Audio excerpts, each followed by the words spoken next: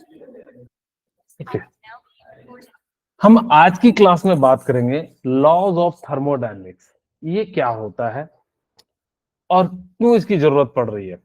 Actually laws of thermodynamics जो है, ऐसा कोई प्रूफ नहीं है कि ये चीजें ऐसी होती है, लेकिन हमने क्या करा कि ह्यूमन के बेसिस पे, यानी कि एक्सपीरियंस के बेस पे हमने लॉज को बनाया। वही कहता है laws of thermodynamics are based on human experience, यानी कि ये सारे लॉज जो है एक्चुअल में कोई प्रूफ नहीं है। कोई अगर जो कोई मांग ले कि सर इसका प्रूफ दे दो, आप लोग मुझसे मत मांग लेना प्रूफ कि सर प्रूफ दो, क्यों आप जो है laws of thermodynamic first second third zero ये पढ़ा रहे हो।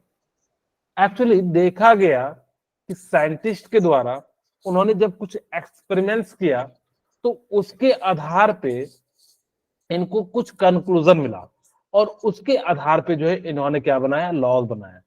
तो आपको टोटल जो पढ़ना है वो फर्स्ट पढ़ना है जीरोथ लॉ ऑफ थर्मोडायनेमिक्स। ठीक है, फिर first law of thermodynamics,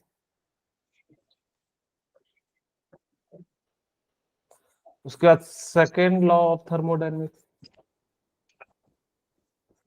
third one क्या पढ़ना है, थर्ड लॉ ऑफ थर्मोडायनेमिक्स। इतने से ही लॉ पढ़ना है। कहोगे सर 4-5 और जोड़ देते, फोर्थ लॉ फिफ्थ लॉ, अगर जो साइंटिस्ट बनाएगा तो वो भी अगले साल जो है जोड़ दे, अगर जो आपके सिलेबस में आएगा। ठीक है, कहोगे तब तक हम लोग जो है पास कर जाएंगे। हाँ, तब तक जो है आप लोग पास कर जाओगे। ठीक है, ओके। अब यहाँ पे zeroth law, first law, second law and third law of thermodynamics के बारे में हमें पढ़ना है, जिसमें से हम आज की क्लास में फर्स्ट लॉ ऑफ थर्मोडायनेमिक्स पढ़ेंगे, क्योंकि ये वाला जो है बहुत ज्यादा इंपॉर्टेंट होता है। मैक्सिमम आप समझ लीजिए यहीं से आपको क्वेश्चन जो है घूम फिरा के जो है मिलेंगे। ठीक है, तो हम लोग जो है क्या करेंगे, इसी लॉज के बारे में जो है हम बात करेंगे, फर्स्ट लॉ ऑफ थर्मोडायनेमिक्स।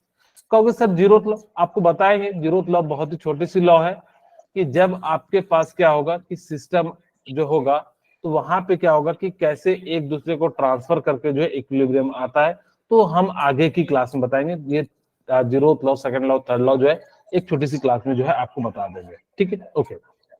अब यहां से हमने जो है सीख लिया कि यहाँ पे जो है जीरोथ लॉ क्या होगा, सॉरी फर्स्ट लॉ के बारे में हमें जो है पढ़ना है। तो यही मैंने बताया कि लॉ ऑफ थर्मोडायनेमिक्स के अनुसार से जो क्या होता है कि zeroth law, first law, second law and जो है थर्ड लॉ, यानी कि टोटल जो है फोर्थ लॉ पढ़ना है। इसका एक्चुअल में अगर आप पूछोगे कि सर क्या कोई प्रूफ है, तो नहीं, इसका जो है हमने एक्सपीरियंस के बेस पे जो है हम लोगों ने जो है बनाया है।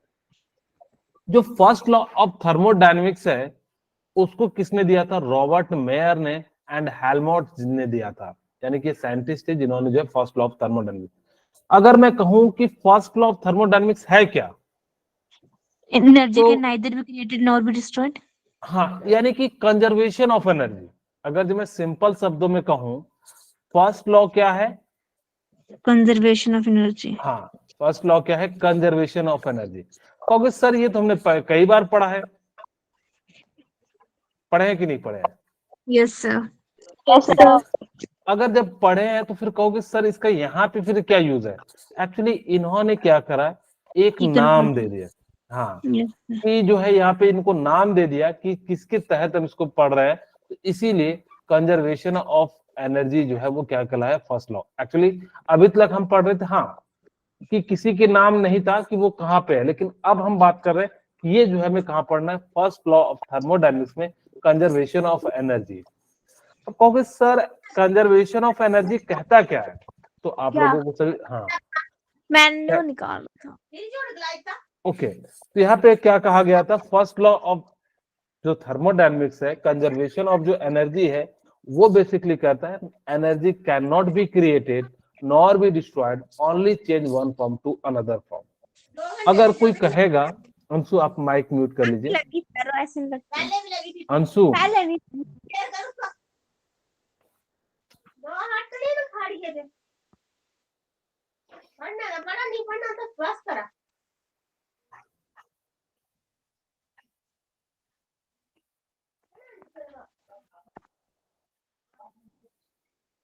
ओके,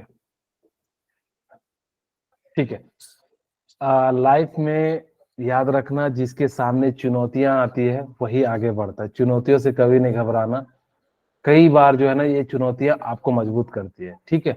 कई लोग कहेंगे ये मत करो, वो नहीं करो, जैसे कई बार हम सुनते भी हैं। तो प्लीज घबराना नहीं, ये लाइफ है, ठोकरें ही सिखाएगी। अगर आपको लाइफ में अच्छा करना है तो अभी से मेहनत करना शुरू कर दीजिए, जितने बच्चे सभी, क्योंकि ये समय फिर से दोबारा नहीं मिलेगा आप लोगों को। तो प्लीज इन समय को जो है यूज कीजिए अच्छे से, और अपने एम को जो है फुलफिल कीजिए। ओके, ठीक है, चलिए अब हम बात करते हैं कंजर्वेशन ऑफ एनर्जी के। कंजर्वेशन ऑफ एनर्जी, मैंने बताया कि mass can not be created nor be destroyed, only change one form to another form. इसी को हम लोग कह देते हैं कंजर्वेशन ऑफ एनर्जी। अगर हमारे पास ये शक्ति होती कि एनर्जी को बना सके या डिस्ट्रॉय कर सके, तब तो मैं क्या करता, जो आजकल पिक्चरों में देखते होंगे कि यस कुछ सर। लोग जो है कैसे करते हैं, ऐसे ऐसे हाथ घुमाते हैं और एक जादू का बंडल जो है, एनर्जी का बंडल जो है दूसरे पे फेंक देते हैं। तो उसी तरीके से अगर कोई एनर्जी बनाता तो हम लोग भी क्या करते, कुछ इसी प्रकार से हम लोग क्या करते, पूरी की पूरी एनर्जी बनाते और दूसरे के ऊपर क्या कर देते, फेंक देते। तो इस प्रकार से हमारे पास क्या हो जाता कि जो है पूरा जो है एनर्जी बना लेते। लेकिन खैर हम लोग एनर्जी नहीं बना पाते। क्यों? क्योंकि अगर हम बनाते, जैसे सपोज कीजिए, अगर जो मेरे पास डिस्ट्रॉय या बनाने की कैपेबिलिटी आ जाती, सपोज करो कि सन से जो, सपोज करो किसी दोस्त ने मेरे को कहा या मेरे पड़ोस ने कहा कि इसने जो है ये गलत कर दिया, ये किसी से लड़ाई होगी, तो क्या करता, सारी एनर्जी को जो है हीट एनर्जी में करके उसके घर पे डाल देता, उसका घर जल जाता। तो इसीलिए भगवान ने ये चीजें आपको नहीं दी कि आप ना तो एनर्जी बना सकते हो, ना ही आप उसको बिगाड़ सकते हो। आप सिर्फ और सिर्फ क्या कर सकते हैं कि वन फॉर्म से अनदर फॉर्म में कन्वर्ट कर सकते हैं। जैसे मैं आपको एक एग्जांपल के साथ समझाता हूं। मेरे पास यहाँ पे क्या है कि हीट लिया, हीट से हमने क्या करा, थर्मल एनर्जी से हमने क्या करा, करंट बना लिया, ठीक है। अब इस करंट से आपने लाइट जला लिया, या इससे आपने क्या करा, पंखा चला लिया, या इससे आपने क्या करा, मैकेनिकल वर्क कर लिया। तो यानी कि हम लोग ने सिर्फ एनर्जी को एक फॉर्म से दूसरे फॉर्म में कन्वर्ट किया है, ना कि हम उसको बना रहे हैं, ना ही डिस्ट्रॉय कर रहे हैं।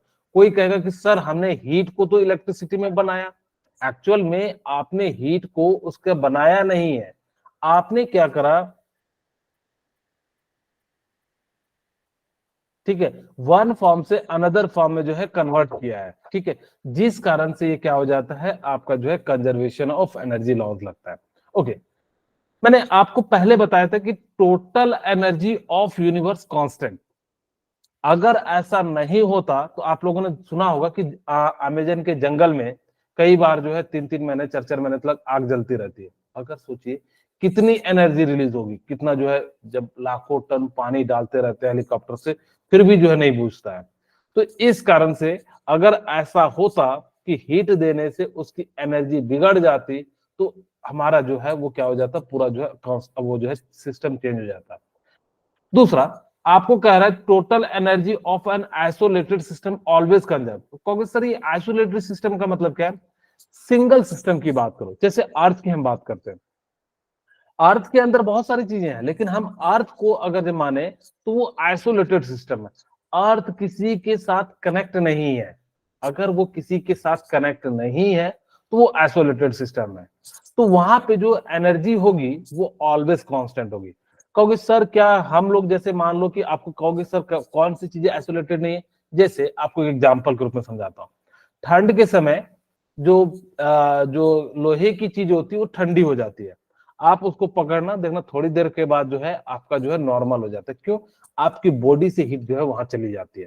तो वहां पे क्या होगा कि दो सिस्टम है। अगर दो सिस्टम है तो हीट का ट्रांसफर होगा हायर टू लोअर, यानी कि जहां से हायर एनर्जी होगी वहां से वो कहा जाएगा, लोअर सिस्टम की ओर जो है वो क्या चले जाएगा, चले जाएगा। तो इसीलिए तो यहां से फर्स्ट लॉ ऑफ थर्मोडायनेमिक्स क्या कहता है, इंटरनल एनर्जी जो है वो किसके बराबर हो जाएगा, Q प्लस W के बराबर हो जाएगा। अब ये आप डेल्टा E की जगह पे यहाँ पे आप क्या लिख सकते हैं, डेल्टा U भी लिख सकते हैं। तो इस चीज को ध्यान रखिएगा। इसका मतलब है इंटरनल एनर्जी। मैं आपको समझाऊंगा कि क्या होता है इंटरनल एनर्जी। आज की क्लास में हम लोग यही बात करेंगे इंटरनल एनर्जी। और यहाँ पे Q जो है वो क्या है, हीट है, और W क्या है बताइए, वर्क डन। वर्क है। Very good. तो वर्क यहां से हम, हाँ, अब हमारे पास क्या हो गया कि जो टोटल इंटरनल एनर्जी हो जाएगा वो किसके बराबर हो जाएगा, Q प्लस W के बराबर हो जाएगा। इसका मतलब क्या हुआ कि अगर आप सिस्टम को हीट दीजिएगा, ठीक है, ठीक है, अगर यस आप किसी सिस्टम को हीट दीजिएगा तो यहाँ पे क्या हो जाएगा कि जैसे हमने हीट दिया तो इंटरनल एनर्जी बढ़ जाएगी, ठीक है। तो या तो आप इसको ऐसे भी लिख सकते हो, यहाँ पे मैं लिख भी देता हूँ, Q इसका मतलब है heat given to the system, तभी तो इंटरनल एनर्जी इंक्रीज होगी। क्या होती है मैं समझाऊंगा, चिंता मत कीजिए। Heat equal to heat is given to the system. अगर ये हीट सिस्टम को देंगे तो इसकी इंटरनल एनर्जी इंक्रीज हो जाएगी। W क्या यस हो जाएगा, heat, oh sorry, work on the system, ठीक है, वर्क ऑन द सिस्टम। तो जो वर्क हो जाएगा अगर आप सिस्टम पे करते हैं तो ये क्या हो जाएगा, यहाँ पे धीरे धीरे जो है पॉजिटिव वर्क हो जाएगा, हीट भी पॉजिटिव, क्योंकि heat given to the system positive लेते हैं, वर्क ऑन द सिस्टम भी पॉजिटिव लेते हैं। इसीलिए मैंने कहा कि अगर आपको इंटरनल एनर्जी बढ़ानी हो या तो आप हीट दीजिए या तो फिर आप क्या कर दीजिए, वर्क ऑन द सिस्टम कर दीजिए। तो इस प्रकार से हम लोग जो है इसको ये लिखते हैं। याद रखना कि डेल्टा ई को ही हम लोग डेल्टा यू लिखते हैं, इंटरनल एनर्जी। अब आपको मैं थोड़ा सा भी समझाता हूं कि इंटरनल एनर्जी होती क्या है, थोड़ी सी। अगर मैं कहूं कि इंटरनल एनर्जी को हम लोग किससे रिप्रेजेंट करते हैं, डेल्टा डेल्टा यू। या डेल्टा यू डेल्टा ई के फॉर्म में, हाँ, इसी को हम लोग क्या कह देते हैं, इंटरनल एनर्जी कह देते हैं। यहां पे ध्यान से सुनिएगा कि इंटरनल एनर्जी का मतलब क्या हुआ, जो खुद किसी, लगा रहे हैं मतलब हाँ, हाँ, यानी कि किसी सिस्टम, यानी कि इंटरनल एनर्जी, इन का मतलब क्या होता है, इनर, अंदर मत इनर। हाँ, इनका मतलब होता है अंदर की एनर्जी। उस एनर्जी को हम लोग क्या कह देते हैं, इंटरनल एनर्जी कहते हैं। आगे मैं बताऊंगा कि यानी कि जो काइनेटिक एनर्जी, पोटेंशियल एनर्जी की सबको मिला के इंटरनल एनर्जी कहते हैं। लेकिन अभी मैं आपको इस वर्ड का मतलब समझा रहा हूं कि इंटरनल एनर्जी का मतलब क्या हुआ, किसी सिस्टम के अंदर की एनर्जी। वो किस कारण से, मुझे अभी, हम उस पर डिस्कस बाद में करेंगे कि काइनेटिक एनर्जी के कारण है कि पोटेंशियल एनर्जी के कारण। लेकिन हमें ये वर्ड बता रहा है कि किसी भी मॉलिक्यूल्स या किसी भी सिस्टम के अंदर की एनर्जी को हम लोग कहते हैं इंटरनल एनर्जी। इंटरनल एनर्जी जो होती है वो रिलेटिव टर्म होती है। जैसे मैं आपको समझाऊं रिलेटिव का मतलब क्या है। जैसे कि मैं कहूं कि अगर मैं दो आदमी को दौड़ा रहा हूं, सपोज कीजिए कि मैंने ए एंड बी को क्या करा, दौड़ाया। अब मैं कहूं कि भाई तू अकेले दौड़, तू भी अकेले दौड़, ए को भी दौड़ाया, बी को भी, क्या हमें पता लगेगा कि कौन ज्यादा तेज दौड़ रहा है, बोलिए। No sir. नहीं लगेगा। अगर जब हमें पता ही नहीं लगेगा कि कौन ए ज्यादा तेज दौड़ रहा है, इसीलिए इंटरनल एनर्जी जो होता है वो रिलेटिव होता है, कि किसी के रिस्पेक्ट में। कहोगे सर क्या होता है इंटरनल एनर्जी, जैसे मैं आपको समझाता हूं। आप लोगों ने बाहुबली मूवी देखी होगी, देखिए, यस सर। उसमें जो है बाहुबली क्या करता है अपनी सेना को, उसकी इंटरनल एनर्जी को इंक्रीज करता है। कैसे, जैसे कहता है क्या है मृत्यु, जो भयभीत हो जाए वो है मृत्यु, जो रणभूमि में छोड़ के भागे वो है मृत्यु, ऐसा कहता है कि नहीं कहता यस सर। है? ऐसे ही, यस हाँ, सर। इसी प्रकार से जो है वो जो है 2 मिनट लग जो है डायलॉग देता है, तब उसकी सेना की इंटरनल एनर्जी क्या हो जाती है, इंक्रीज। बढ़ जाती है। तो उसी तरीके से इंटरनल एनर्जी का मतलब क्या हो गया, किसी सिस्टम के अंदर की एनर्जी जो है वो बढ़ जाती है। अब वो बढ़ाएंगे कैसे, वो धीरे धीरे हम लोग जो है बात करेंगे। यानी कि हीट देके हम लोग जो है उसकी जो है एनर्जी को बढ़ा देते हैं। मैं यहाँ पे फॉर्मूला लिख देता हूं फिलहाल अभी के लिए, डेल्टा यू इक्वल टू क्या हो जाएगा, N C V delta T. अभी बस जस्ट ऐसे लिख दे रहा हूं, ठीक है। एक और फॉर्मूला मैंने बताया कि अगर आपको इंटरनल एनर्जी निकालना हो तो डेल्टा यू इक्वल टू क्या लिखिएगा, U plus W. Very good. इसी को फर्स्ट लॉ ऑफ थर्मोडायनेमिक्स कहते हैं। यही आपका क्या है, फर्स्ट लॉ ऑफ थर्मोडायनेमिक्स, जिसमें से मैंने W एक दिन बताया था, एक दिन हीट के बारे में बताया था, आपको शायद याद आ रहा होगा। Yes, sir. हाँ, थर्मोडायनेमिक्स, ठीक है, ओके। एक क्वेश्चन करते फिर आगे बढ़ेंगे इंटरनल एनर्जी पे। अब देखिए यहाँ पे क्या कह रहा है कि आपको चेंज इन इंटरनल एनर्जी निकालना है, तो डेल्टा यू इक्वल टू क्या हो जाएगा, Q And plus, CV delta T. W. हाँ यहाँ पे हमारे पास Plus W. ये तो दिया नहीं है, क्योंकि ना तो एन दिया है ना सी दिया है, सीबी दिया। अच्छा, ये सीबी की हम बात आगे थोड़ी देर में करेंगे, क्योंकि इस पे पूरा लेक्चर इस पे डिपेंड करता है। ओके, यहाँ पे हीट वो कह रहा है इट प्रोवाइड्स 300 जूल। अगर हीट प्रोवाइड कर रहे हैं तो मुझे बताइए पॉजिटिव होगा या निगेटिव होगा। मैंने कहा था हीट को ऐसा पैटर्न मानना, यानी कि आपको दे रहा है, सिस्टम को प्रोवाइड कराना मतलब सिस्टम को दे रहा है, तो कैसा हो जाएगा, पॉजिटिव हो जाएगा। Positive. ओके, अच्छा अब मुझे बताइए कि W, W का जो फॉर्मूला था वो क्या था, माइनस पी डेल वी। बोलिए यही था, माइनस Yes, sir. पी। अब मुझे बताइए कि प्रेशर दिया हुआ है क्या, Yes, sir. कहोगे हाँ सर 1 ATM दिया हुआ है, मैं यहां पे लिख देता हूं 1 ATM, ठीक है, इनटू, अब डेल भी 2.5 से 2.5 जा रहा है, तो 2.5 से जो है 2 से 2.5 लीटर जा रहा है।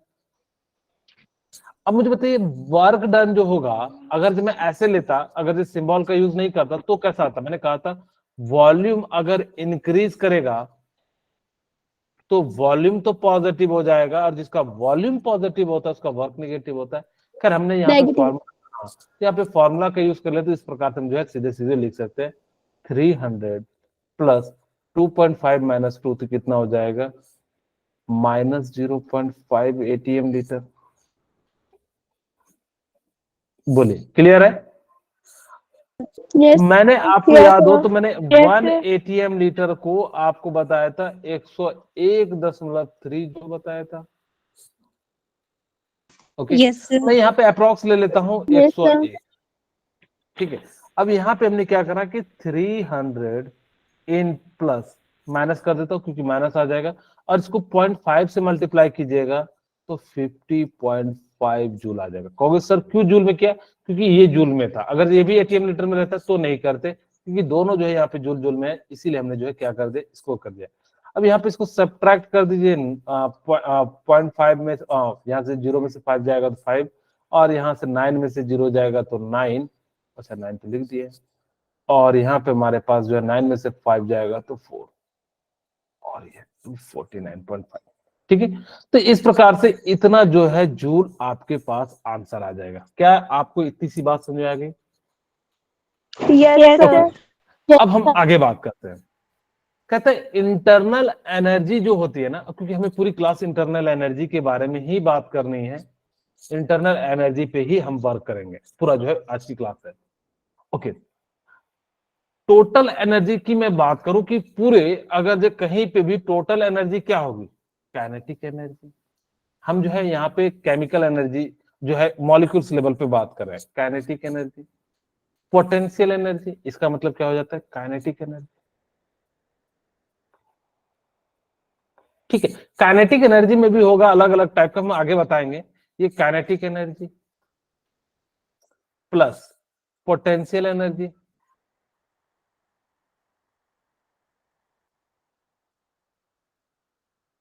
और साथ में क्या हो जाएगा, इंटरनल एनर्जी। Internal energy. हाँ, इसका मतलब है कि अगर टोटल एनर्जी जो होगी वो क्या हो जाएगी आपकी kinetic energy plus potential energy plus internal energy के बराबर हो जाएगी। इन तीनों को अगर जब मिला दे तो यही टोटल एनर्जी हो जाएगी। अब यहाँ पे ध्यान से सुनिएगा, ये जो पोटेंशियल एनर्जी है वो बेसिकली किसके किसके बीच में वर्क करता है? फोर्स एक्ट बिटवीन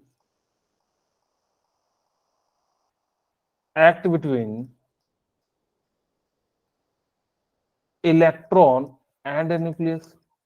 इसको आप समझ जाओगे ना, electron Yes, sir. And nucleus. अगर हमारे पास जो फोर्स लगेगा वो किसके किसके बीच में लगेगा? इलेक्ट्रॉन एंड जो है न्यूक्लियस के बीच में जो फोर्स लगेगा उसको हम लोग क्या कह देते हैं? तो यानी कि जो है पोटेंशियल एनर्जी कह देते हैं। तो टोटल एनर्जी जो है किसके बराबर हो जाएगी? Kinetic energy plus potential energy plus internal energy. तो इस प्रकार से जो है ये जो टोटल एनर्जी हो जाएगी यहां हो जाएगी। अगर मैंने सिस्टम को रेस्ट मान लिया, इसका मतलब है काइनेटिक एनर्जी तो 0 हो जाएगी, ठीक है। और मैंने क्या मान लिया कि ये आइडियल सिस्टम है, सिस्टम रेस्ट में, एंड ये जो हमने क्या मान लिया? आइडियल गैस है। इसको कलर चेंज करके लिख देता हूं। ये कैसा है? आइडियल गैस मान लिया। अगर आइडियल गैस माना, ये तो आपको समझ में आ गया कि सर अगर हमने सिस्टम रेस्ट में मान लिया तो काइनेटिक एनर्जी तो 0 हो जाएगी। कहोगे सर क्योंकि काइनेटिक एनर्जी का मतलब ही होता है मोशन वाली एनर्जी, और हमने वहां पे रेस्ट मान लिया तो इसका मतलब है काइनेटिक एनर्जी क्या हो जाएगी? 0। सेकेंड, हमने मान लिया कि आइडियल गैस है, तो आइडियल गैस में कभी भी दो मॉलिक्यूल्स के बीच में ना तो अट्रैक्शन होता है ना ही रिपल्सन होता है। जैसे मैं आपको समझाता हूं, आप लोग किसी ना किसी को आइडियल मानते होंगे। जैसे आप लोग नीट की तैयारी कर रहे हो तो किसी पर्टिकुलर डॉक्टर को मानते होंगे मेरे ख्याल से, या कुछ लोग जो है हीरो को मानते होंगे, या कुछ लोग हीरोइन को मानते होंगे कि मुझे इसके जैसा जो होना है, या इसकी लाइफ के जैसा जीना, जो भी हो वगैरह वगैरह। या कई लोग जो है टीचर के जैसा बनना चाहेंगे, कुछ लोग साइंटिस्ट के जैसा बनना चाहेंगे। यानी कि अलग अलग जगह पे अलग अलग जो है सबका आइडियल केस होता है। जो आइडियल लोग होते हैं या जिसको हम आइडियल मानते हैं, हम वो चाहते हैं कि वो किसी टाइप का, यानी कि उनके बीच में रिपल्सन नहीं होता है जनरली। जैसे आप लोगों ने, मैं एक एग्जांपल के रूप में समझाता हूं कि हमने आइडियल केस का माना, जैसे आपकी दोस्ती के लिए, जैसे दो दोस्त है ए एंड बी। अगर ये दोस्त होगा, मन में क्या सोचेगा कि मेरे को कभी जरूरत होगा तो बी मदद करेगा। अब रियल में क्या मदद करेगा नहीं करेगा ये नहीं मुझे पता, लेकिन अगर आप लोग सपोज करो कि अगर जो आपकी लड़ाई हो जाती है तो कहोगे ना कि मेरा दोस्त ये जो है मुझे सपोर्ट करना चाहिए, करेगा, ऐसा आइडियल में सोचते हैं।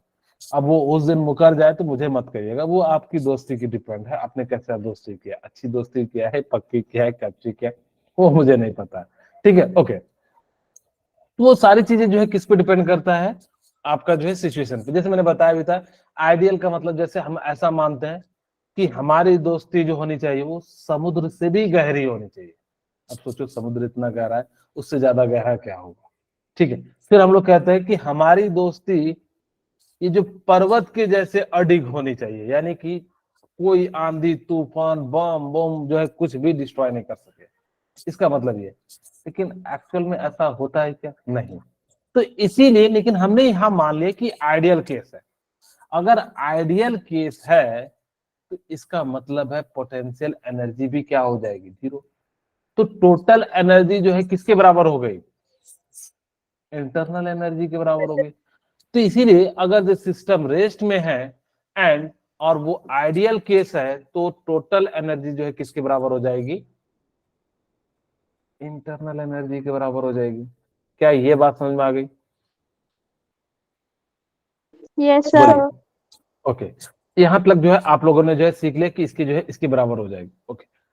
अब हम बात करते हैं कि भाई ये जो इंटरनल एनर्जी है वो किसके बराबर होगी? ये तो आपको समझ में आ गई कि इंटरनल एनर्जी जो है kinetic energy plus potential energy को जो बने होते हैं उसको हम लोग क्या कह देते हैं?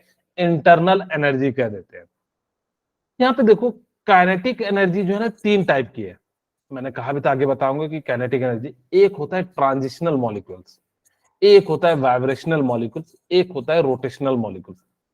कहोगे सर ट्रांजिशनल काइनेटिक एनर्जी क्या होती है, कोई मुझे बताएंगे ट्रांजिशनल काइनेटिक एनर्जी क्या होती है, या kinetic energy of transitional molecules क्या होती है? किन्हीं को पता है? जैसे मैं बता देता हूं, अब ये मान लो क्रिकेट है, क्रिकेट का पिच है। अब ये जो है मारा सचिन ने चौका, चौका नहीं 1 रन के लिए, क्योंकि चौका मारेगा तो दौड़ेगा ही नहीं ना। ओके, अब यहां से क्या करते हैं, यहां से जाता है, दौड़ता है, फिर वापस यहाँ आ जाता है। तो इस मोशन को हम लोग क्या कह देते हैं, ट्रांजिशनल मोशन। आप चाहो तो इसको एक्स एक्सिस में करा सकते हैं, वाई एक्सिस में करा सकते हैं। मैंने यहाँ पे एक्स एक्सिस में कराया, आप पिक्चर। जैसे आप लोगों ने फेमस जो है झूला झूला होगा, कौन सा वाला, जिसमें जो है रस्सी का बंधा होता है, तो उसको जो है धक्का देते, तो वो क्या करता है, जाता है, वापस आता है। तो इस मोशन को हम लोग क्या कह देते हैं, ट्रांजिशनल मोशन कह देते हैं। अब वाइब्रेशनल मॉलिक्यूल्स की बात करते हैं। वाइब्रेशनल मॉलिक्यूल्स का मतलब होता है जो अपने ही जगह पे सिर्फ और सिर्फ क्या करे, हिले डुले, उसको हम लोग वाइब्रेशनल मॉलिक्यूल्स कह देते हैं। जैसे आप लोगों ने देखा होगा मोबाइल, मोबाइल को एक जगह पे रोक देते हैं तो वहीं पे वाइब्रेट करता है, ठीक है, तो उसको हम लोग क्या कह देते हैं, वाइब्रेशनल मॉलिक्यूल्स। अगर आप लोगों को रियल में देखना है तो 2 तार किसी को सटा दीजिएगा तो आपको वाइब्रेशनल मॉलिक्यूल्स दिख जाएगा, लेकिन ध्यान रखना खुद में ना टच हो जाए, नहीं तो आपके साथ भी वाइब्रेशनल मॉलिक्यूल्स जो है वाइब्रेशनल मोशन शुरू हो जाएगा, ठीक है। तो इस प्रकार से हमारे पास क्या होता है, यानी कि वाइब्रेशनल मॉलिक्यूल्स। अब आपको शायद समझ में आ गया होगा क्या होता है वाइब्रेशनल काइनेटिक एनर्जी। ओके, तीसरी हम बात करते हैं kinetic energy of rotational molecules. Rotational का मतलब है तो घूमते हुए जो, यानी कि जैसे आप लट्टू नचा रहे हो तो उसके अंदर जो मोशन है वो कैसा है, रोटेशनल मॉलिक्यूल्स है। इस टाइप के काइनेटिक एनर्जी को हम लोग क्या कह देते हैं, रोटेशनल काइनेटिक एनर्जी कह देते हैं। फिर अब यहाँ पे पोटेंशियल एनर्जी है। पोटेंशियल एनर्जी का मतलब क्या हो गया कि इलेक्ट्रॉन, क्योंकि याद रखिएगा जो भी हम बात करेंगे वो किसी एटम के अंदर की बात करेंगे, तो वहां पे इलेक्ट्रॉन एंड न्यूक्लियस के बीच क्या लगेगा, एक पोटेंशियल एनर्जी लगेगा या फोर्स ऑफ अट्रैक्शन लगेगा।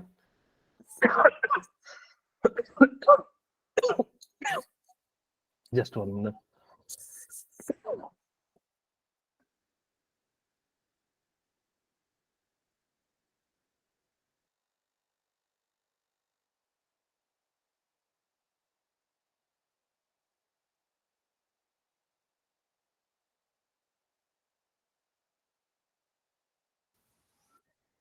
ठीक है, ओके। तो इस प्रकार से हमने क्या करा कि यहाँ पे पोटेंशियल एनर्जी जो है इन सभी को मिला के कहते हैं। अभी एक बच्चा कहेगा सर टोटल एनर्जी में तो ये लिखे थे kinetic energy potential plus internal energy, यहाँ पे सारी एनर्जी हो जाती है। ऐसा नहीं है कि हमने 3-4 लिखा, और भी एनर्जी जो होगी, बॉन्ड एनर्जी, सारी एनर्जी आते हैं, लेकिन इंटरनल एनर्जी में kinetic energy plus potential energy. कहोगे सर पोटेंशियल एनर्जी में किस टाइप की एनर्जी होती है? मैं अगर ये कहूं किसी मॉलिक्यूल्स या किसी एटम के अंदर की एनर्जी, जैसे हर किसी की इंटरनल एनर्जी होती है। जैसे देखना कि कोई काम जो है ना फटाफट करेगा, उसकी इंटरनल एनर्जी फास्ट होगी, कोई काम जो आराम आराम से करेगा, ठीक है ना, कोई दिक्कत नहीं है। नीट का पेपर जैसे मान लो सपोज करो कि 25 तारीख को है, जून को, ठीक है ना, 23 तारीख है ना, तो 24 तारीख बचा है ना, 24 तारीख को पढ़ेंगे। अगर जो और ज्यादा जिसकी इंटरनल कम है, कहेगा 24 तारीख का भी तो सुबह हुआ है ना, शाम में पढ़ेंगे ना। तो इस टाइप के कुछ लोग ऐसे इंटरनल एनर्जी वाले होते हैं कि अरे यार कौन पढ़ेगा, है ही क्या नीट में, जाके जो है 3 तो सब्जेक्ट है, फिजिक्स केमिस्ट्री बायोलॉजी, इसी को तो है, इसमें जो हम तो पढ़े हैं 11th-12th में। तो उनकी इंटरनल एनर्जी कम है। लेकिन एक बंदा है जो सुबह यानी कि शुरू से ही क्या है लगा हुआ कि हमें जो है इस तरह से पढ़ना और ये जो है क्रैक करना। तो अलग अलग व्यक्ति की अलग अलग इंटरनल एनर्जी होती है। आप लोगों ने देखा भी होगा कि कोई काम फास्ट करता है, कोई काम स्लो करता है, ऐसा होता है कि नहीं होता है? तो उनकी जो है Yes, yes. हाँ, तो उनकी इंटरनल एनर्जी जो है अलग अलग व्यक्ति की अलग अलग जो है क्या होती है, यानी कि जो है इंटरनल एनर्जी होती है, ठीक है। तो इस प्रकार से हम लोग क्या करते हैं, अलग अलग ऑब्जेक्ट के लिए जो है अलग अलग इंटरनल एनर्जी हम जो है निकालते हैं। ओके, अब ये तो मैं समझ में आ गया कि सर इंटरनल एनर्जी मतलब क्या हो गया, kinetic energy plus potential energy को कहते हैं। ये भी समझ में आ गया, मैंने आपको ये एक तरीके से समझाया कि इंटरनल एनर्जी का मतलब होता है इनर की एनर्जी, बाहर की नहीं। उसके अंदर बेसिकली जो आता है वो इलेक्ट्रॉन एंड न्यूक्लियस के कारण आता है। और या तो मैं कहूं कि क्वांटम थ्योरी के अंदर जो है, आप लोगों को क्वांटम मैंने बताया था 4 टाइप्स के होते हैं स्ट्रक्चर ऑफ एटम, उसके तहत जो है ये सारी एनर्जी आती है और इस एनर्जी को हम लोग क्या कह देते हैं, इंटरनल एनर्जी कह देते हैं।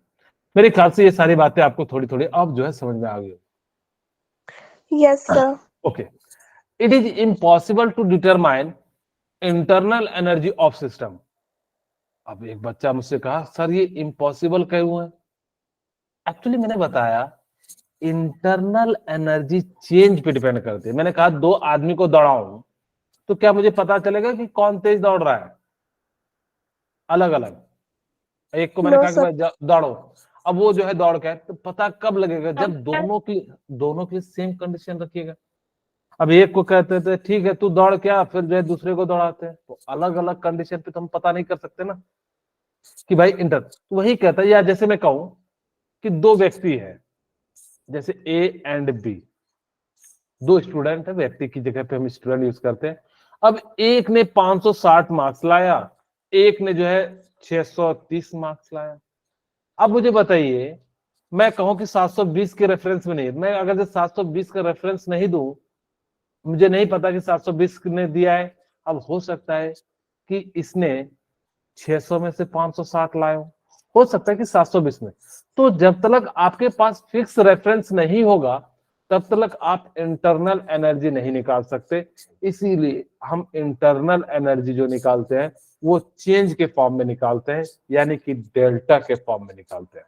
मेरे ख्याल से थोड़ी सी समझ में आ गया। Okay,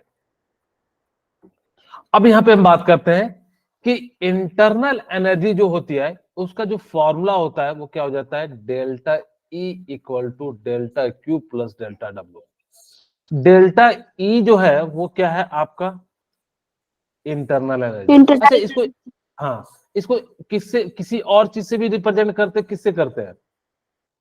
Delta U. Very good, उसको जो हम लोग क्या करते हैं डेल्टा यू से भी रिप्रेजेंट कर देते हैं। इसको हम लोग कह देते हैं इंटरनल एनर्जी। और डेल्टा क्यू का मतलब क्या हो जाता है? Change in heat. हाँ, चेंज इन हीट एनर्जी। मैं यहाँ पे सीधा सीधा लिख रहा हूँ हीट एनर्जी।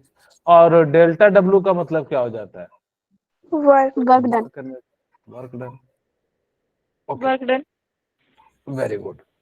ओके, तो ये तो समझ में आ गया कि सर इंटरनल एनर्जी कैसी प्रॉपर्टीज होती है। मैंने कहा था जितनी भी एनर्जी होगी वो सारी की सारी कैसी एनर्जी होगी, कैसी होगी, इंटेंसिव होगी या एक्सटेंसिव प्रॉपर्टीज। तो मैंने कहा था कि ई से एनर्जी, ई से एक्सटेंसिव, जितनी भी एनर्जी वाली टर्म होंगे वो सारे के सारे क्या हो जाएंगे, एक्सटेंसिव प्रॉपर्टीज। Extensive. फिर मैंने आपको एक और बात कही थी, बट एक कंडीशन याद रखना, किसी के आगे स्पेसिफिक या मोलर जुड़ जाए तो वो एनर्जी वाला टर्म जो है इंटेंसिव हो जाता है। ये बात याद रख लेना, ठीक है। ओके, अब यहाँ पे आगे की हम बात करते हैं। यहाँ पे आपको बताते हैं, मैंने कहा it is an extensive properties. ये जो प्रॉपर्टीज है वो कैसी है, एक्सटेंसिव। एक्सटेंसिव प्रॉपर्टीज का मतलब क्या होता है, डिपेंड, Depend करता है. हाँ depend Amount upon of. the amount of mass, या depend upon the mass and amount of sample।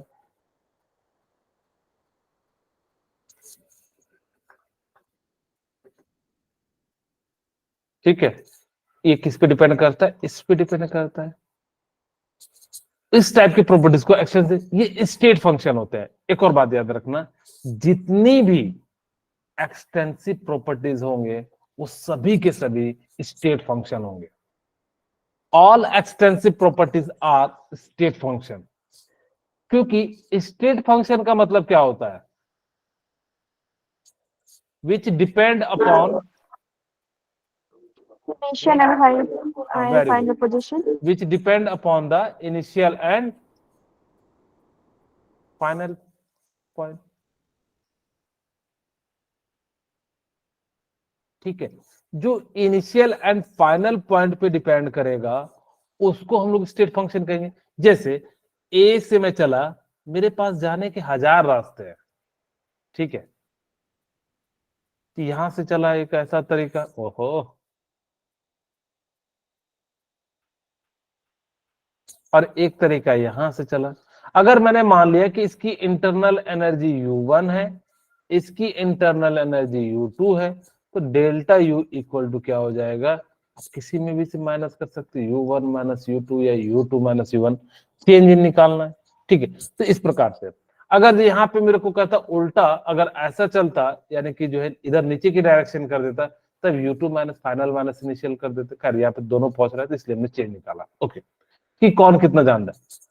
अगर ये साइक्लिक प्रोसेस में होगा, जितने भी अगर इंटरनल एनर्जी जो होते हैं साइक्लिक प्रोसेस में कितना हो जाता है, 0 हो जाता है। In cyclic process delta U equal to क्या हो जाएगा, 0, ओके। आपको मैंने बताया कि डेल्टा U का जो फॉर्मूला हो जाता है वो क्या हो जाता है, delta Q plus delta W, ठीक है। यानी कि इंटरनल एनर्जी का जो फॉर्मूला हो जाएगा वो delta Q plus W, delta U क्या है, इंटरनल एनर्जी, डेल्टा Q है क्या है, हीट, एंड डेल्टा W क्या है आपके लिए जो है वर्क, ओके। अगर मेरे पास आइडियल केस है, ये फॉर्मूला जो बना है ना, ये आइडियल केस के लिए। अगर मेरे पास आइडियल केस है तो डेल्टा इंटरनल एनर्जी का जो फॉर्मूला हो जाता है NCV डेल्टा T, और आप सबको पता है N यहां पे क्या है, मोल है, डेल्टा T क्या है, चेंज इन टेम्परेचर है,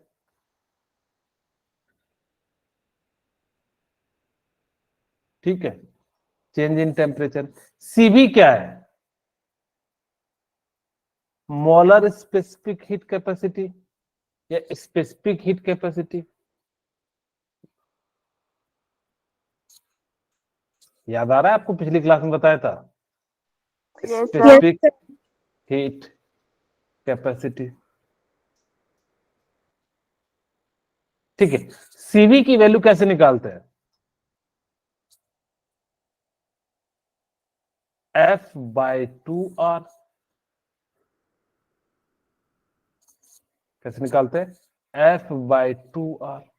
और यहाँ पे आपको पता है, मैंने बताया था मोनो एटॉमिक के लिए F की वैल्यू कितनी होती है, 3, डाई एटॉमिक के लिए कितनी होती है, 5, एंड पॉली एटॉमिक के लिए कितनी हो जाती है, 6 हो जाती है। अच्छा, CP की वैल्यू मैंने बताया था क्या होता है, R प्लस F/2R, या आप इसको ऐसे भी लिख सकते थे, CP minus CV equal to R। तो इसी चीज को मैंने इधर ले गया, CP की जगह CV को माइनस है, इधर प्लस कर दिया, तो इसी प्रकार से यहाँ पे ले लिया। एक और बात बताई थी, गामा की वैल्यू मोनो एटॉमिक के लिए कितनी होती है, 1.66, और डाई एटॉमिक के लिए कितनी हो जाती है, 1.44, और पॉली एटॉमिक के लिए कितनी हो जाती है, 1.33। आप इसको याद रख सकते हैं। इंटरनल एनर्जी, अच्छा, फॉर स्मॉल चेंज, अगर मैं छोटी चेंज की बात करूं तो du इक्वल टू क्या हो जाएगा, NCV डेल्टा T dt, अगर स्मॉल चेंज की बात करूं।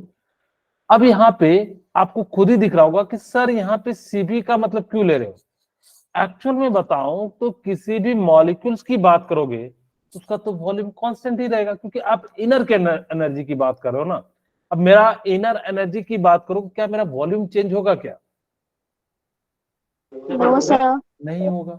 अगर जो मेरे को कोई भी, आपको मैं कह दूं कितना मोटिवेशन कर दूं, बाहुबली ने जो है मोटिवेट किया था, क्या उसका शरीर बढ़ के तो नहीं बड़ा हो गया था, हुआ था क्या सर। no sir, तो इसीलिए ये तो जितनी भी चीजें होंगी कांस्टेंट वॉल्यूम पे होगी। तो इसीलिए याद रखना कि इंटरनल एनर्जी जब भी बात करेंगे वो हमेशा सीबी पे बात करेंगे, ना कि सीपी पे।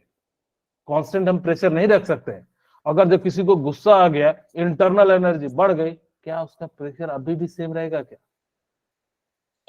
no sir, इसीलिए हमने कहा कि जब भी इंटरनल एनर्जी की बात करेंगे वो कहां पे करेंगे, सीबी पे बात करेंगे, ओके।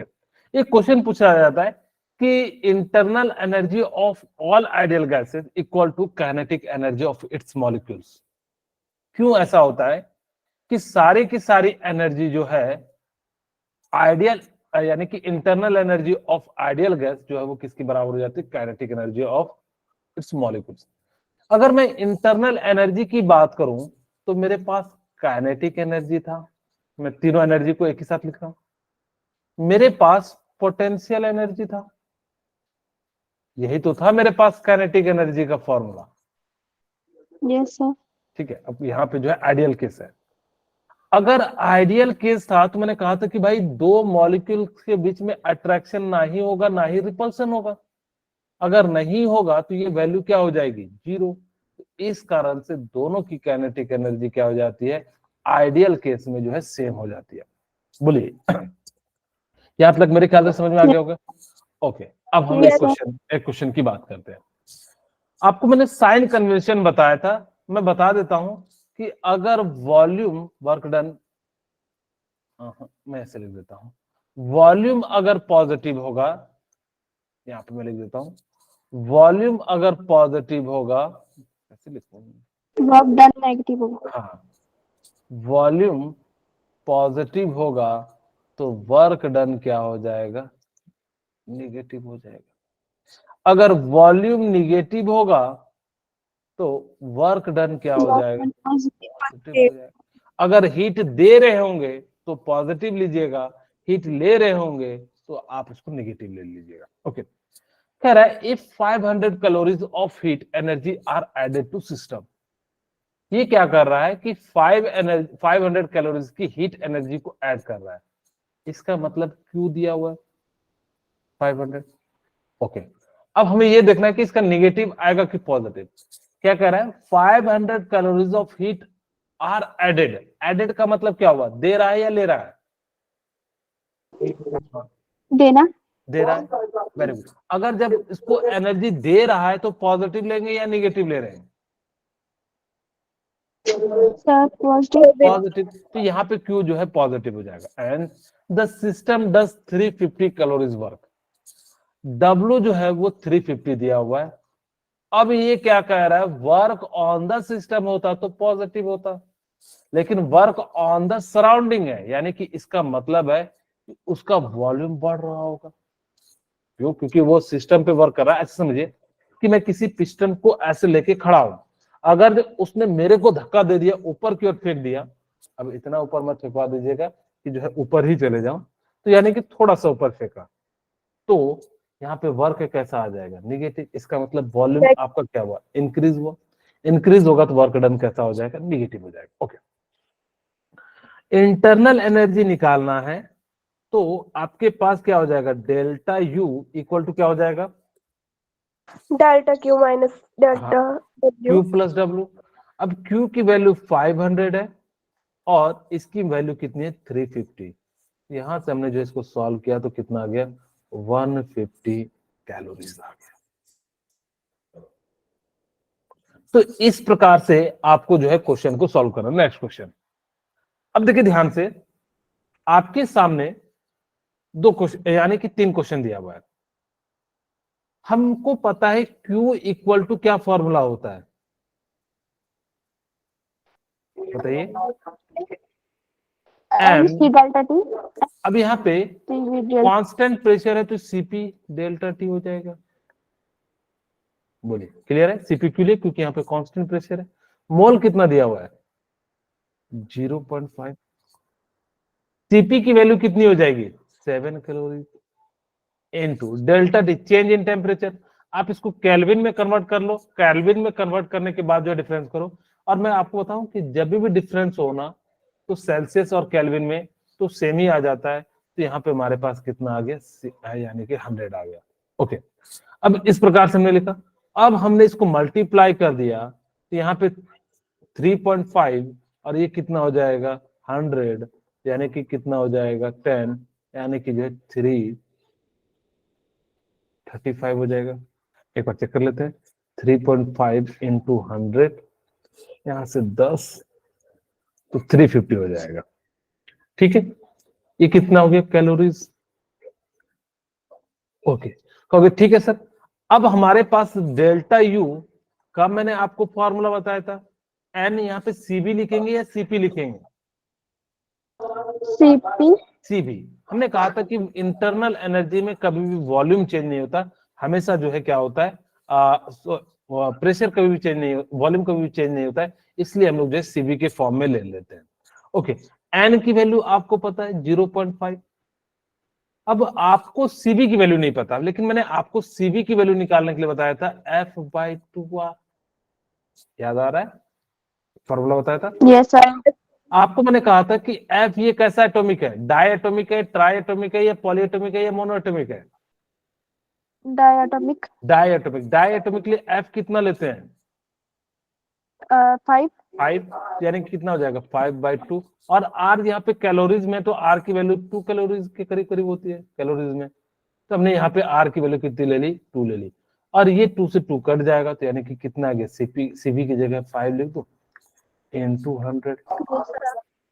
ओके, अब यहाँ पे ध्यान से देखिए कि इसको मैंने मल्टीप्लाई किया, तो यहाँ से कितना आ जाएगा? 250 कैलोरीज। अब यहाँ पे आपको निकालना है W, तो W का फॉर्मूला क्या होता है? डेल्टा U इक्वल टू क्या हो जाएगा? Q प्लस W, और W इक्वल टू क्या हो जाएगा?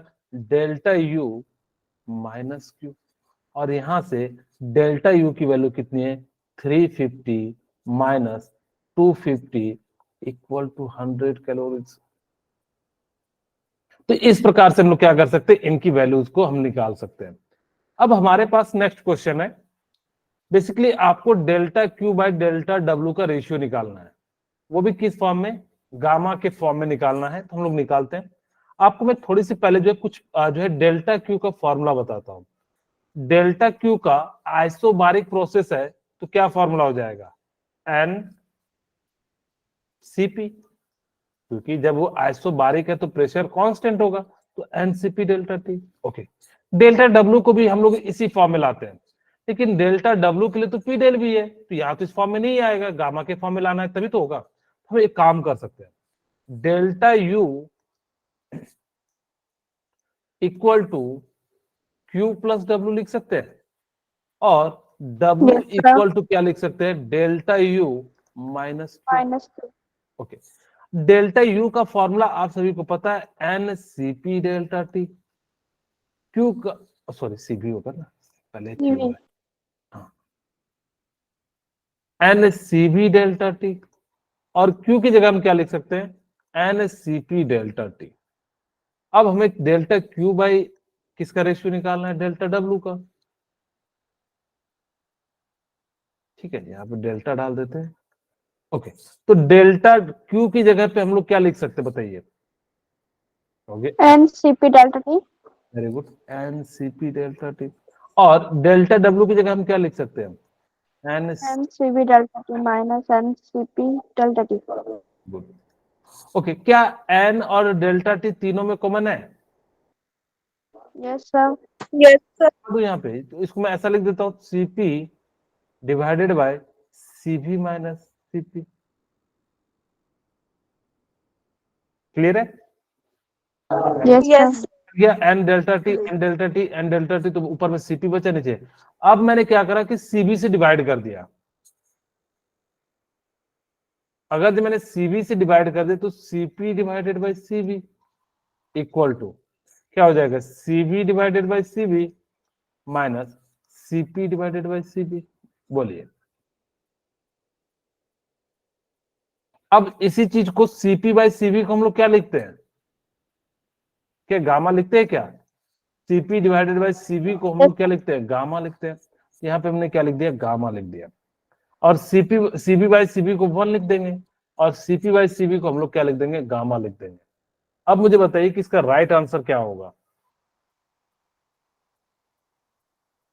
sir option C यहाँ तो माइनस है ना, गामा -1 है, जबकि आपके पास क्या रेशियो आया? 1 माइनस गामा। अब मुझे बताइए कौन सा आंसर आ रहा है? Option B. D option B. B तो इसका राइट आंसर क्या हो जाएगा? ऑप्शन जो है बी आंसर हो जाएगा। ठीक है, तो आज की क्लास यही पे रखते हैं। आपके सामने 2 क्वेश्चन है, इन दोनों को जो है आप बना लीजिएगा। आपको एरिया पता होगा, work equal to under the area of curve, यहाँ से एरिया निकाल लीजिएगा। इंटरनल एनर्जी दिया है तो यहाँ से क्यू निकल जाएगा। ठीक है, okay. Thank you, sir. Bye, sir. Thank you, sir. Bye. Bye, sir.